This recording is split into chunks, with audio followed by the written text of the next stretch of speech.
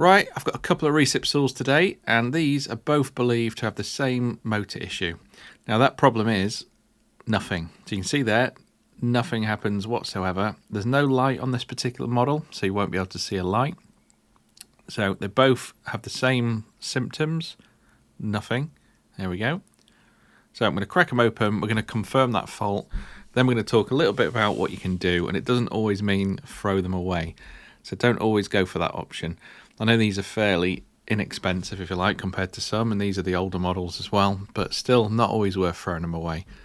Now I do hate this particular one. The vibration is ridiculous in these ones, but this is it. This is inside, not a lot to it there. There's a motor, the piston at the top there, switch on the left, and then you've got the power down here. So not really much to it, not much that can go wrong.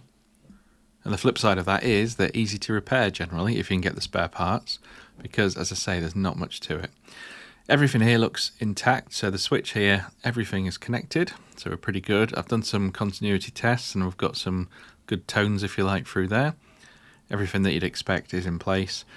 All the wires are intact, so I've got no breaks in any wires and everything's connected. Down here at the power cable, that's all fine as well.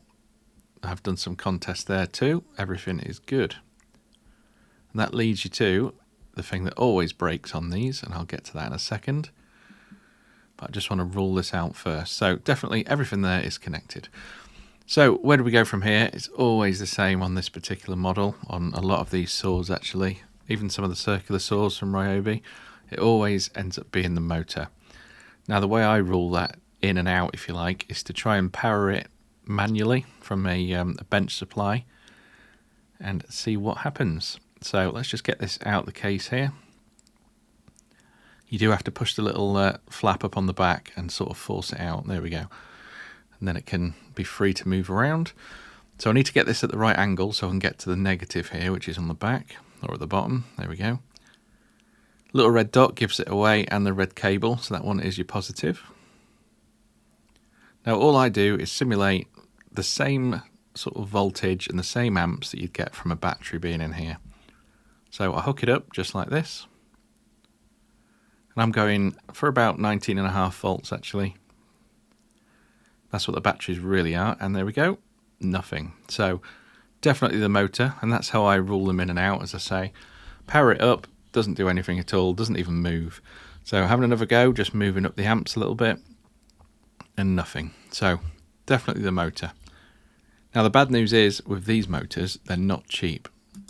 You can still get them from Ryobi, but they're about £40. So this particular unit, you could probably get a used one for £30 or £40 for the whole thing.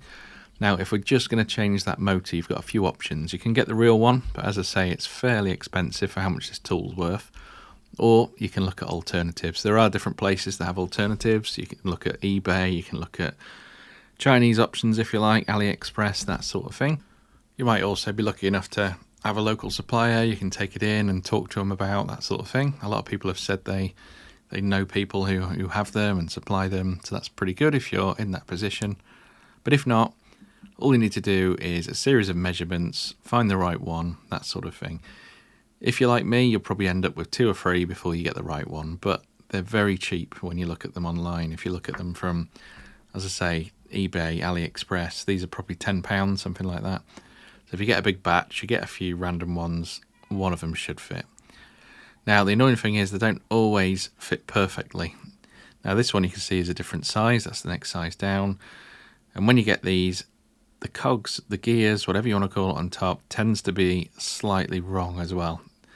Slightly too long, slightly too short. Even when you think you've measured absolutely everything, you still find something that's wrong. Now this, if you look inside at the bottom, you can see where it's all melted and sort of destroyed itself. So really, I did show you the tests, putting voltage on it, that sort of thing.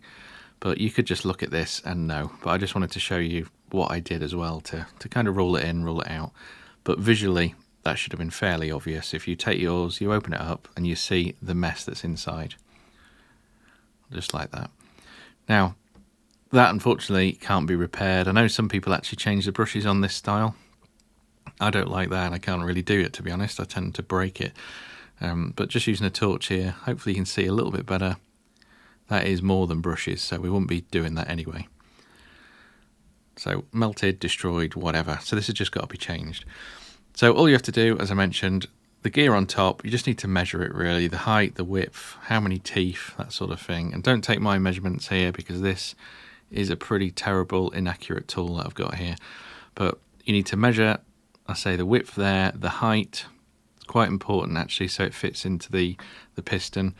There's also just beneath it a little shoulder, if you like, and some of them have different shapes, different sizes, slightly wider and really annoying. So count the teeth, and that's it. It's just a bit of pot luck.